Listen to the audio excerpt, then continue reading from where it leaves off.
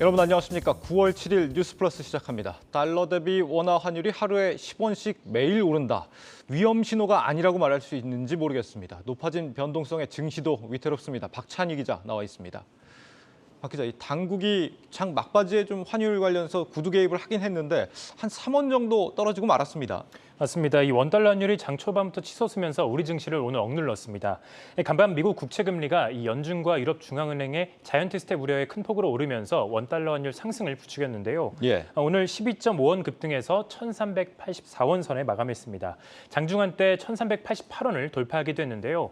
이에 따라서 지난 2009년 4월에 기록했던 전고점 1,392원 선 돌파를 목전에 두고 있습니다. 네, 당국 구두 개입 약발이 안 먹히는 것 같아서 걱정입니다. 달러 인덱스가 110포인트를 넘어선 게 20년 만이라고 하잖아요. 이 유로화 약세가 원인으로 지목이 되고 있죠. 맞습니다. 이 원달러 환율은 벌써 이번 달에만 50원 가까이 올랐는데요. 연준의 9월 FOMC 불확실성에 더해서 이 원달러 환율이 치솟는 배경으로 이 유로화 약세가 원달러 환율 치솟는 배경으로 함께 꼽히고 있습니다. 시장의 눈은 이 현지 시간 8일에 열리는 ECB 통화정책회의에 쏠리고 있습니다. 유로존의 8월 소비자 물가 상승률은 전년 동기 대비 9.1% 오르면서 사상 최고치였던 7월의 8.9%를 뛰어넘었습니다. 뿐만 아니라 이 러시아가 유럽의 천연가스 공급 중단 기한을 연장하면서 에너지 공급 문제도 악화됐는데요. 이에 따라 투자 심리가 위축되면서 안전자산인 달러의 수요 증가가 이어질 가능성이 높아졌습니다. ECB가 이번에 금리를 얼마나 올릴 거냐, 증권가 전망은 좀 어떻습니까? 네, 유럽 역시 인플레이션 공포에 시달리면서 시장의 가능성이 높아지고 있습니다. 시장에서는 유로존이 이번 회의에서 최소 빅스텝과 함께 매파적인 입장을 내놓을 것으로 보고 있는데요. 경기 침체 우려에도 불구하고 당분간 연준에 맞서서 강도 높은 이 통화 정책을 유지할 것으로 전망하고 있습니다. 이에 따라 자이언트 스텝 가능성도 배제할 수 없다는 설명입니다. 75bp. 네, 맞습니다. 이 밖에 내일 새벽에 캐나다 중앙은행의 정책금리 결정도 체크해야 합니다. 전날 호주 중앙은행이 기준금리를 50bp 인상했다는 소식에 원화가 약세를 보인 바 있는데요. 앞서 한국은행이 점진적인 금리 인상 계획을 밝힌 만큼 이 주요국 중앙은행들의 기준금리가 큰 폭으로 인상되면 원화의 추가 하락으로 이어질 수 있습니다. 오늘 한국은행에서는 보니까 고물가 상황이 과거 비슷한 때보다 더 오래 지속될 거다 이런 보고서를 냈던데 고물가도 진정이 안 되고 지금 뭐 한미 금리 격차 때문에 환율도 계속 오른다 이런다고 한다면 오늘 10월에 한국은행 금융통화위원회가 25bp만 올리기는 것도 상당히 좀 부담스럽지 않을까 이런 생각이 듭니다. 자, 지금 환율 얘기를 우리가 하고 있는데 지금 뭐 일부 전문가들은 1,400원, 1,500원까지 간다 이런 전문가들도 있습니다. 이게 지금 수출 기업들한테는 그래도 호재가 될 수 있다 이렇다는 지적도 있어서 뭐 이른바 이방카라고 하나요? 뭐 2차 전지, 방산, 자동차 맞습니다. 이런 수출 주력 업종들은 좀 그래도 좀 호재가 될 것이다 이렇게 평가들을 하는 경우도 있는 것 같은데 실제는 좀 어떻습니까? 네, 환율이 오르면 수출 기업들은 가격 경쟁력을 얻을 수 있어서 수출 증가 효과를 볼 수 있습니다. 실제로 환율 상승기에는 이 수출 기업에 투자하라는 말도 있는데요. 하지만 지금은 상황이 조금 다릅니다. 우리 시장의 핵심인 반도체나 자동차 기업들은 이 원료와 중간재를 수입해서 제품을 만들고 해외에 이 완제품을 파는 그런 구조이기 때문인데요. 지금은 환율뿐만 아니라 물가도 함께 급등하고 있어서 물가 상승으로 인한 이 비용 증가가 환율 상승에 따른 수출 효과를 상쇄하고 있습니다. 일각에서는 올해 무역 적자가 300억 달러를 돌파할 가능성까지 제기되는 상황입니다. 이에 따라 정부에서는 물가가 이 환율을 고려해서 수출 기업 지원에 나섰습니다.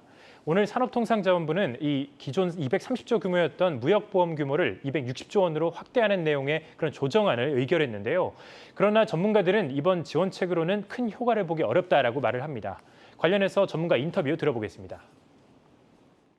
좀 미미하다. 지금 환율이 작년에 비해서 한 20% 가까이 올랐고 석유 가격은 70% 정도 올랐습니다. 수출과 수입으로 먹고 사는 나라이기 때문에 정부의 더 적극적인 지원이 필요하다. 그렇게 보죠. 네, 미미하다 이런 지적입니다. 그렇다면 지금 시점의 투자 전략 어떻게 좀 가져가는 게 좋을까요? 네, 이에 따라 증권가에서는 이 투자들이 보수적인 대응을 해야 한다 이런 쪽에 조금 힘을 싣고 있습니다. 핵심은 이 방금 언급했던 ECB 통화 정책을 비롯해서 미국 물가 지표와 9월 FOMC가 될 텐데요. 오는 13일에 공개되는 미국의 8월 소비자 물가 지수가 어떻게 발표되는지에 따라서 연준의 긴축 속도가 결정되기 때문입니다. 투자자들은 지금 시장이 하락한다고 해서 이 매수할 것이 아니라 다음 주에 발표되는 물가지표 결과를 보고 또 9월 FOMC에서 연준의 통화정책 기조에 변화가 없는지 확인한 뒤에 투자 전략을 가져가는 게 좋을 것으로 보입니다. 시장 방향성의 어떤 윤곽이 좀 드러나면 그때 판단을 해라 이런 얘기네요. 그리고 오늘 장에서 좀 눈여겨볼 종목이 또 있었다고요? 맞습니다. 오늘 양 시장에서 신저가를 기록한 종목이 180개에 달할 정도로 오늘 시장 분위기는 좋지 않았습니다. 네. 그런데 이런 가운데서도 좀 강세를 보이는 업종이 있었는데요. 바로 애플페이 관련주였습니다. 오는 12월에 애플페이 서비스가 국내 출범한다는 소식에 이 관련주들이 급등하는 모습을 보였는데요. 최근 현대카드는 애플페이 서비스 1년 독점 계약을 애플과 체결한 것으로 알려졌습니다. 다만 양측은 이 사실 여부에 대한 확답을 줄 수 없다라는 입장을 전했는데요. 그럼에도 불구하고 이 한국정보통신은 상한가를 기록했고 나이스 정보통신, KG 이니시스, 이로운 등도 나란히 강세를 보였습니다. 지금 이 기업들이 애플페이랑 무슨 연관이 있는 겁니까? 네, 애플페이는 삼성페이처럼 간편 결제 서비스인데요. 이에 따라 서비스를 지원하지 않았던 우리나라에서는 이 현대카드 가맹점 60여 개 브랜드에서 애플페이를 사용할 수 있게 됐습니다. 간편 결제 서비스는 NFC 단말기를 보유한 가맹점에서 사용이 가능한데요. NFC는 가까운 거리에서 무선 데이터를 주고받는 서비스를 말하는데 이 단말기에 휴대전화를 접촉하면 결제가 되는 그런 시스템입니다. 현대카드는 NFC 단말기 제조업체와 계약해서 애플페이 서비스에 필요한 NFC 시스템 개발 작업에 착수를 했는데요. 이 업체 중에 한국정보통신, KG 이니시스, 나이스 정보통신 등이 포함이 됐습니다. 이들 기업은 현재 현대카드 측과 협업에 관해 논의 중인 것으로 알려진 상황입니다. 이 밖에 이동통신 솔루션 전문업체인 이루온은 NFC 단말기에 들어가는 무선통신 유심칩을 개발해서 함께 수혜주에 이름을 올렸습니다. 증시 프리즘 박찬희 기자였습니다.